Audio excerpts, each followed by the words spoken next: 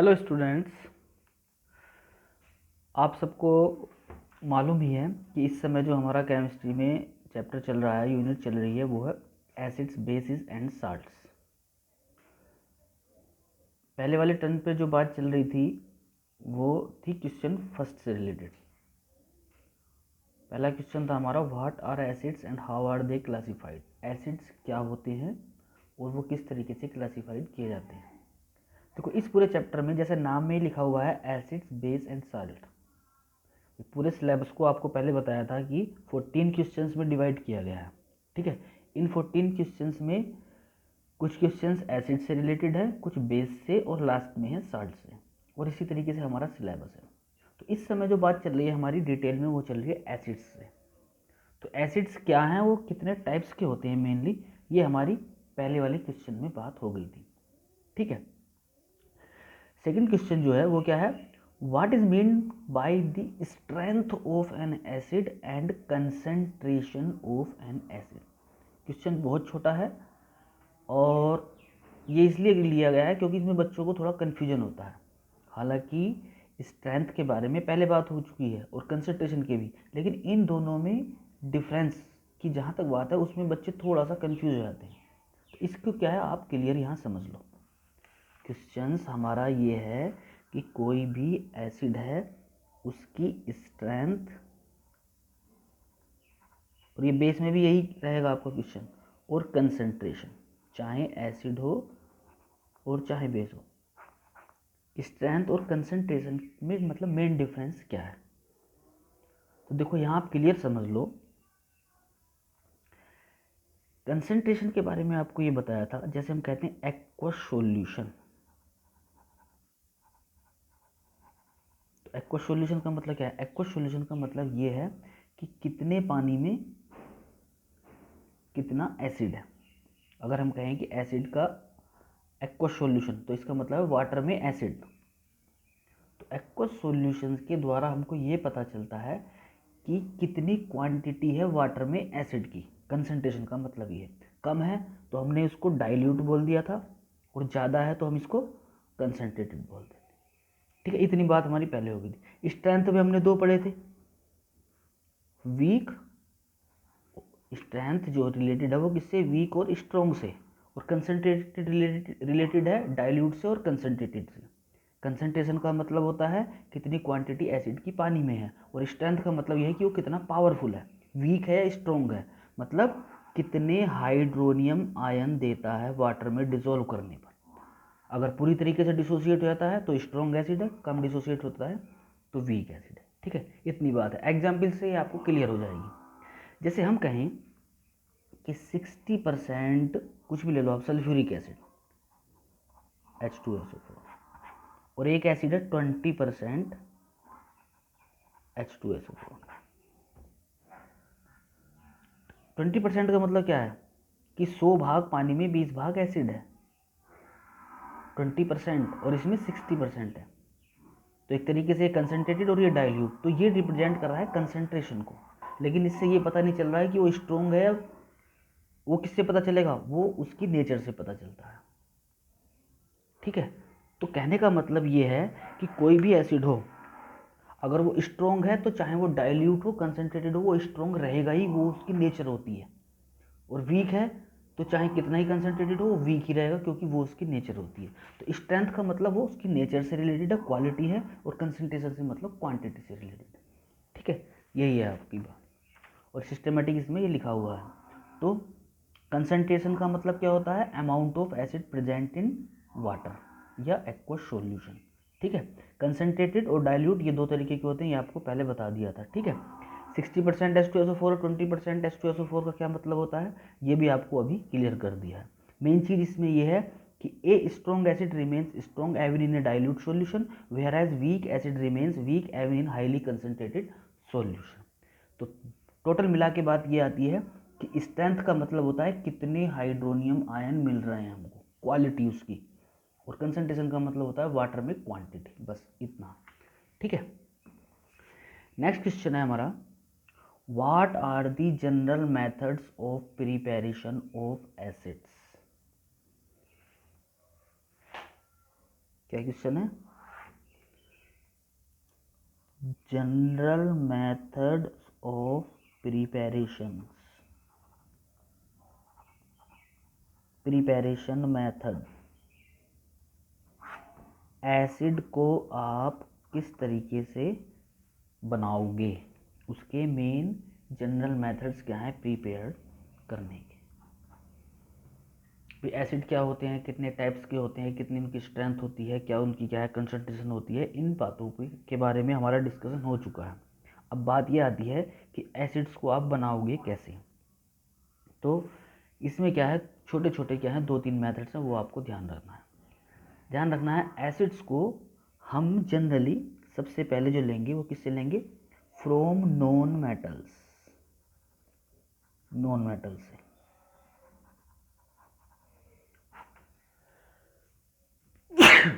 Sorry, तो non metal से कैसे बनाएंगे, ध्यान रखना है। जब भी आप hydrogen gas, non metals, main non metals जो होती हैं, जैसे हमारी क्लोरीन हो गई, सल्फर हो गया, ठीक है, इनकी जब आप रिएक्शन किससे करते हैं, हाइड्रोजन से, तो हमको नॉन मेटल्स मिल जाते हैं। जैसे हाइड्रोजन की रिएक्शन आप क्लोरीन से कर लो तो क्या बन जाएगा, 2HCl, हाइड्रोक्लोरिक एसिड। या हाइड्रोजन गैस की रिएक्शन आप ब्रोमीन गैस से कर लो, क्या बन जाएगा, हाइड्रोजन ब्रोमाइड, हाइड्रोब्रोमिक एसिड भी बोलते हैं इसको, हाइड्रोक्लोरिक एसिड भी बोलते हैं। इसी तरीके से हाइड्रोजन की रिएक्शन आप आयोडीन से कर लो तो क्या बन जाएगा, 2HI, हाइड्रोजन आयोडाइड या हाइड्रो आयोडिक एसिड। या आप हाइड्रोजन की रिएक्शन सल्फर से कर लो तो H2S बन जाएगा, हाइड्रोजन सल्फाइड। ये सब क्या है, हमारे एसिड हैं। किससे बन रहे हैं, नॉन मेटल से बन रहे हैं। कब बन रहे हैं, जब इनकी हाइड्रोजन से रिएक्शन करते हैं। तो when normal non-metals like chlorine, bromine, iodine and sulfur are reacts with hydrogen, then corresponding acids are formed। ठीक है, सिंपल रिएक्शंस हैं, बस ध्यान क्या रखना है, नॉन मेटल्स जो होती है हमारी chlorine, bromine, iodine and sulphur, hydrogen से रिएक्शन करानी है, सिंपल केमिकल इक्वेशंस हैं, आप आसानी से कोरेस्पॉन्डिंग एसिड तैयार कर सकते हैं। ठीक है, दूसरा होता है नॉन मेटल्स में ही ऑक्सीडेशन से। ठीक है, ऑक्सीडेशन से कैसे, ऑक्सीडेशन जैसे सल्फर का ऑक्सीडेशन या फास्फोरस का ऑक्सीडेशन। ठीक है, तो अगर हम सल्फर का ऑक्सीडेशन कराएंगे और इसकी रिएक्शन कराएंगे नाइट्रिक एसिड से, नाइट्रिक एसिड का फॉर्मूला क्या बताया आपको, HNO3। तो क्या होगा, तो हमको क्या मिलेगा, सल्फर मिलेगा। सल्फर जब नाइट्रिक एसिड से रिएक्शन कराएंगे तो हमको सल्फ्यूरिक एसिड मिलेगा plus nitrogen dioxide plus H2O। ठीक है, ये रिएक्शन अगर बैलेंस करोगे आप तो यहाँ 6 आ जाएगा, यहाँ 6 आ जाएगा, और इस तरीके से ये क्या है, हमारी बैलेंस हो जाएगी। ठीक है, यहाँ देख सकते हो आप, सिंपल रिएक्शन है। प्रिपेरेशन ऑफ एसिड्स है, फ्रॉम नॉन मेटल्स हैं, हाइड्रोजन की क्लोरीन से रिएक्शन करी हाइड्रोक्लोरिक, आयोडीन से हाइड्रो आयोडिक, सल्फर से हाइड्रोजन सल्फाइड्स, ऑक्सीडेशन, ऑक्सीडेशन में सल्फर का ऑक्सीडेशन कराओगे आप नाइट्रिक एसिड से तो सल्फ्यूरिक एसिड बन जाएगा। इसी तरीके से फास्फोरस का कराओगे तो फास्फोरिक एसिड बन जाएगा। सिंपल हमारी क्या है, ये इसमें रिएक्शन आ जाएंगी। तो ये तरीका किससे हुआ, ये तरीका हुआ नॉन मेटल से बनाने का एसिड को। अब इसी तरीके से है नॉन मेटलिक ऑक्साइड, जैसे non metal oxide sorry metal से बनाया था नॉन मेटल से, उसी तरीके से हम एसिड्स को बना सकते हैं from non metal oxides. Non metal oxides कौन से होंगे, नॉन मेटल ऑक्साइड्स, एक तो ध्यान रखना है कि नॉन मेटल ऑक्साइड्स अपने आप में ही कैसे होते हैं, एसिडिक होते हैं, इसलिए उनको एसिडिक ऑक्साइड भी बोलते हैं। जैसे कार्बन डाइऑक्साइड हो गया, कार्बन डाइऑक्साइड क्या है, कार्बन डाइऑक्साइड ये ऑक्साइड है किसका, कार्बन का, और कार्बन क्या होता है, नॉन मेटल। इसी तरीके से सल्फर डाइऑक्साइड है, ये किसका ऑक्साइड है, सल्फर का, और सल्फर क्या होती है, नॉन मेटल। या सल्फर ट्राइऑक्साइड है, या नाइट्रोजन ऑक्साइड है, या फास्फोरस ऑक्साइड है, ये सब कहलाते हैं नॉन मेटल के ऑक्साइड। ऑक्साइड कौन से होते हैं, जो ऑक्सीजन के साथ कंपाउंड देते हैं। अब इनकी रिएक्शन जब वाटर से कराओगे आप, ध्यान रखना है, नॉन मेटल की रिएक्शन हाइड्रोजन से कराओगे तब एसिड बनेंगे, और नॉन मेटेलिक ऑक्साइड्स इनकी रिएक्शन वाटर से कराओगे तो कोरेस्पॉन्डिंग एसिड्स मिलेंगे हमको। जैसे फॉर एग्जांपल कार्बन डाइऑक्साइड है, इसकी आप वाटर से रिएक्शन करा दो, क्या बनेगा, H2CO3। H2CO3 का नाम क्या होता है, कार्बोनिक एसिड, ये एक वीक एसिड होता है। इसी तरीके से सल्फर डाइऑक्साइड है जो कि एसिडिक ऑक्साइड है, वाटर से रिएक्शन करेगा तो क्या बनेगा, H2SO3, सल्फ्यूरस एसिड। इसी तरीके से सल्फर ट्राइऑक्साइड है, इसकी वाटर से रिएक्शन करा दो, क्या बन जाएगा, H2SO4। क्या है ये, सल्फ्यूरिक एसिड। इसी तरीके से नाइट्रोजन का ऑक्साइड, इसी तरीके से फास्फोरस का ऑक्साइड, तो नाइट्रोजन के ऑक्साइड से करेंगे तो क्या बनेगा, नाइट्रिक एसिड, फास्फोरस के ऑक्साइड से करेंगे तो फास्फोरिक एसिड। तो ये सिंपल मेथड हो गया हमारे नॉन मेटेलिक ऑक्साइड से। CO2 से रिएक्शन कर रहे हैं तो कार्बोनिक एसिड, SO2 से कर रहे हैं तो सल्फ्यूरस एसिड, SO3 से कर रहे हैं तो सल्फ्यूरिक एसिड, नाइट्रोजन पेंटाऑक्साइड से कर रहे हैं तो नाइट्रिक एसिड, फास्फोरस के ऑक्साइड से कर रहे हैं तो फास्फोरिक एसिड। तो ये हो गया हमारा किससे, एसिडिक ऑक्साइड से। एसिडिक ऑक्साइड को हम नॉन मेटेलिक ऑक्साइड्स भी बोलते हैं। ठीक है, ये हो गया। एक छोटा सा एग्जाम्पल मेथड हो रहा है इसमें कि जब आप किसी ऐसे साल्ट को रिएक्शन कराओगे, साल्ट के बारे में हम आगे पढ़ेंगे, जैसे सल्फ्यूरिक एसिड से सोडियम क्लोराइड को आप रिएक्शन कराओगे तो हमको क्या है, HCl मिल जाएगा। ठीक है, ये है, तो इसको भी ध्यान रखना है। मेन हमारे यही है, नॉन मेटल से और नॉन मेटेलिक ऑक्साइड से आप कैसे बनाओगे, ध्यान रखना है। नॉन मेटल्स में क्या है, हम नॉन मेटल्स में हाइड्रोजन से रिएक्शन कराते हैं, किसकी, नॉन मेटल्स की, तो सिंपल रिएक्शन बन जाएगी। और नॉन मेटेलिक ऑक्साइड में वाटर से कराते हैं। ठीक है, तो इस तरीके से हम एसिड्स को बनाते हैं। तो ये क्या हो गए हमारे एसिड प्रिपरेशन के मेथड्स हो गए। ठीक है, नेक्स्ट क्वेश्चन है हमारा आज question number 4, discuss the important physical and chemical properties of acids. ये सबसे महत्वपूर्ण है। देखिए, चाहे एसिड हो, बेस हो, साल्ट हो, मेन चीज़ें यही होती है, कैसे आप मतलब उनकी डेफिनेशन क्या होती है, कैसे आप उनको बनाओगे, क्या उनकी फिजिकल एंड केमिकल प्रॉपर्टीज़ होती हैं, क्या यूज़ है, सब यही चलता है केमिस्ट्री। तो प्रिपरेशन हमारा हो गया। अब है हमारा discuss the important physical and chemical properties of acids. आपको बतानी है कि एसिड्स की फिजिकल और केमिकल प्रॉपर्टीज़ क्या होती हैं। तो सबसे पहले हम लेंगे फिजिकल प्रॉपर्टीज़ ऑफ एसिड्स।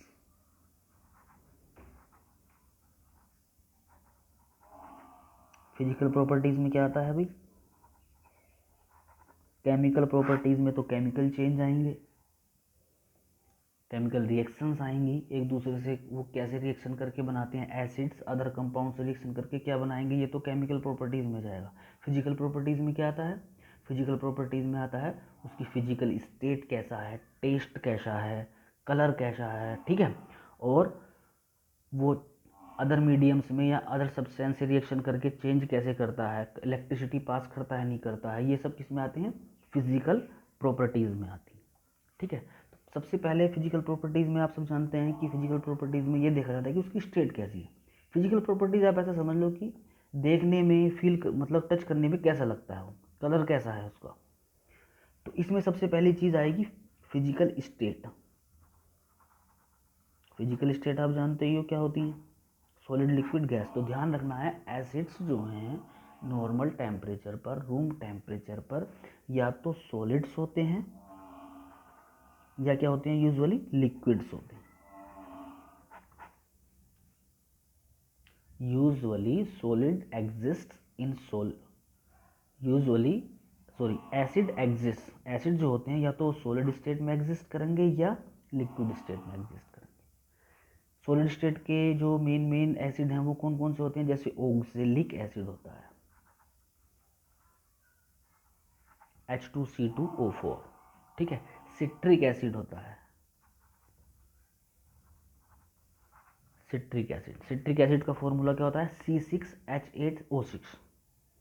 ठीक है, इसी तरीके से हमारा होता है फास्फोरिक एसिड,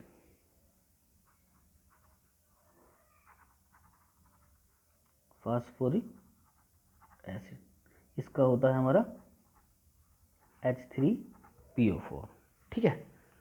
ऑक्जेलिक एसिड का होता है H2C2O4, इसका होगा H6C8O6, ठीक है।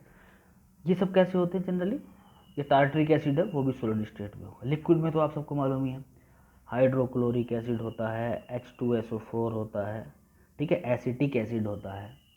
तो कहने का मतलब ये है कि सॉलिड और लिक्विड दोनों में ये पाया जाता है। टेस्ट की जहाँ तक बात है, 7th से पढ़ रहे हो आप, एसिड कैसे होते हैं टेस्ट में, सोर होते हैं, खट्टे होते हैं ना। ये थर्ड फिजिकल प्रॉपर्टीज है मेन इनकी, कि इनमें इलेक्ट्रिसिटी पास हो जाती है, मतलब कंडक्टर होते हैं इलेक्ट्रिसिटी के। क्यों? क्योंकि आयंस देते हैं। इनके एक्वस सॉल्यूशन जो होते हैं एसिड्स के, उनमें इलेक्ट्रिसिटी पास हो जाती है, इसलिए क्या होते हैं, कंडक्टर होते हैं इलेक्ट्रिसिटी के, ठीक है। एक नेक्स्ट प्रॉपर्टी आप पढ़ते हो कि ब्लू लिटमस को कैसा कर देते हैं, रेड कर देते हैं। ब्लू लिटमस पेपर या लिटमस सॉल्यूशन को acids convert into red colour, ठीक है। एक प्रॉपर्टी आपको ये ध्यान रखनी है कि ये हाईली कोरोसिव होते हैं। जो मिनरल एसिड्स होते हैं HCl, H2SO4 वगैरह, ये कैसे होते हैं, कोरोसिव। कोरोसिव का मतलब आप यहाँ ये समझ सकते हो कि अगर हमारी स्किन पर एसिड डल जाए तो तुरंत क्या है, बर्न कर देते हैं, जला देते हैं उसको। जो अपर सरफेस होती है हमारी स्किन की, उसको डिस्ट्रॉय कर देते हैं, ठीक है। तो ये हो गया। और एक चीज़ आपको ध्यान रखनी है एसिड से रिलेटेड, वो ये है कि एसिड्स जो हैं जब वाटर के साथ मिक्स होते हैं, एसिड जब वाटर के साथ मिक्स होते हैं तो ये क्या है, एक्सोथर्मिक रिएक्शंस देते हैं। एक्सोथर्मिक रिएक्शन देते हैं। ये एक्सोथर्मिक रिएक्शंस कौन सी होती हैं, क्यों टाइप्स ऑफ रिएक्शन जो प्रीवियस चैप्टर में हमने पढ़ी थी। एक्सोथर्मिक वो रिएक्शन होती हैं जो क्या करती हैं, हीट को इवोल्व करती हैं, हीट एनर्जी इवोल्व करती हैं। मतलब एसिड और पानी जब भी आपस में मिलेंगे तो बहुत मात्रा में क्या निकलती है, हीट निकलती है। इसीलिए ये ध्यान रखना है, क्वेश्चन भी पूछा गया है, इसीलिए कभी भी क्या है, वाटर को एसिड में नहीं बनाना चाहिए। जब भी हम एक्वस सॉल्यूशन बनाएं तो वाटर को एसिड में नहीं डालना चाहिए, तो बल्कि क्या करना चाहिए, एसिड को धीरे धीरे वाटर में डालना चाहिए। उससे क्या होगा, जो हीट निकलेगी वो क्या है, पानी उसको एब्जॉर्ब कर लेगा, ठीक है। ये ध्यान रखना है, अगर आप वाटर को एसिड में डालोगे तो तुरंत एक्सप्लोजन होने का खतरा है, क्योंकि एनर्जी तुरंत बहुत ज़्यादा निकलेगी, ठीक है। तो ये मेन बात हमारी इसकी फिजिकल प्रॉपर्टीज से रिलेटेड होगी। फिजिकल प्रॉपर्टीज में क्या बताया कि एसिड्स जो हैं वो यूजुअली सॉलिड स्टेट में होते हैं, लिक्विड स्टेट में होते हैं। सॉलिड स्टेट के एसिड्स ये हो गए, लिक्विड स्टेट के एसिड्स ये हो गए, ये आपके सबको नाम बता दिए, ठीक है। टेस्ट इनका सोर होता है। मिनरल एसिड्स जैसे HCl, HNO3, H2SO4 कोरोसिव होते हैं, मतलब ये स्किन को बर्न कर देते हैं। एसिड्स कंडक्ट इलेक्ट्रिक करंट, ये क्या है, इलेक्ट्रिक करंट पास करते हैं, मतलब कंडक्टर होते हैं। ब्लू लिटमस को रेड लिटमस में कन्वर्ट कर देते हैं। और लास्ट है जो बहुत इंपॉर्टेंट है इसमें, ये dilution of N acid is an exothermic process. Exothermic होता है, हीट निकलती है, इसलिए डाइल्यूटिंग मतलब डाइल्यूट करते समय या एक्वस सॉल्यूशन बनाते समय हमको water should never be added, water को ऐड नहीं करना चाहिए एसिड में, बल्कि क्या करना चाहिए, एसिड को वाटर में ऐड करना चाहिए। Instead the concentrated acid must always be added slowly to water with constant stream, मतलब धीरे धीरे क्या है, उसको एसिड को वाटर में ऐड करना चाहिए। तो कुल मिला के हमारा क्या है, आज ये कौन कौन से क्वेश्चन हुए, आज हमारे क्वेश्चन नंबर 2, 3 एंड 4 के बारे में हमने डिस्कशन किया था। 2 के बारे में हमने स्ट्रेंथ और कंसंट्रेशन के बीच में डिफरेंस को जाना था। स्ट्रेंथ मतलब स्ट्रॉन्ग या वीक, कंसंट्रेटेड मतलब डाइल्यूट या कंसंट्रेटेड, कितने पानी में कितना एसिड। थर्ड क्वेश्चन में हमने क्या है, मेथड्स ऑफ प्रिपरेशन पढ़े थे, किसके, एसिड की। और हमने उसको एसिड को किससे बनाते हैं, इसमें क्या पढ़ा था, नॉन मेटल से, या तो नॉन मेटल से या नॉन मेटेलिक ऑक्साइड से। जब नॉन मेटल से बनाएंगे तो नॉन मेटल्स की रिएक्शन करेंगे किससे, हाइड्रोजन से।